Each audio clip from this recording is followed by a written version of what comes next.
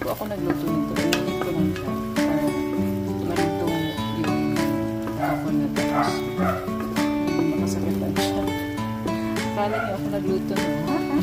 Hindi po. Bigay na po sa akin. Ang dami kasi binigay. Kaya ito. This is what we call binigmit. Ito is sweet potato. This one is gabi.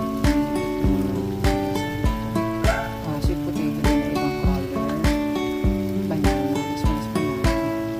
Banana ito. Tapos, meron itong bilo-bilo sa bilo.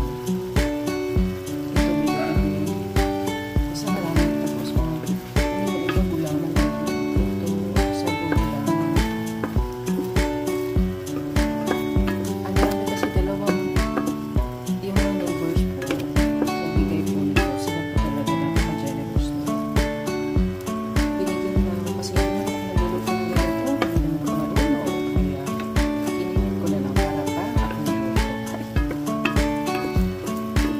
Tapos, saging. May saging o banana. Basta ang sarap ito. Natikman ko na siya. Tapos, since ang dami pang natira, hindi ko kayang ulit-ulit. Binigyan ko na lang. Tapos, binigyan ko na rin para naman na-share ko sa inyo. Diba? Ganyan. Kung hindi ka marunong magluto ng binigyan, kinihitin mo yung binigay sa'yo. Tapos, pakuluin mo para ikaw magluto. Diba ang namin? Hindi ko alam kung magluto.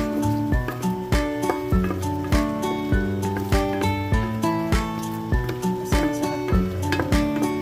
This is what we call binigyan ko ito. This is normally the food po na piniprepare during Good Friday or Holy Week. Binigyan ko Pilipinas. Famous binigyan. Iba-iba po. Yung iba po, marami silang nilalagay. Meron din po itong langka, pero parang shredded na yung langka para hindi siya masyadong langka.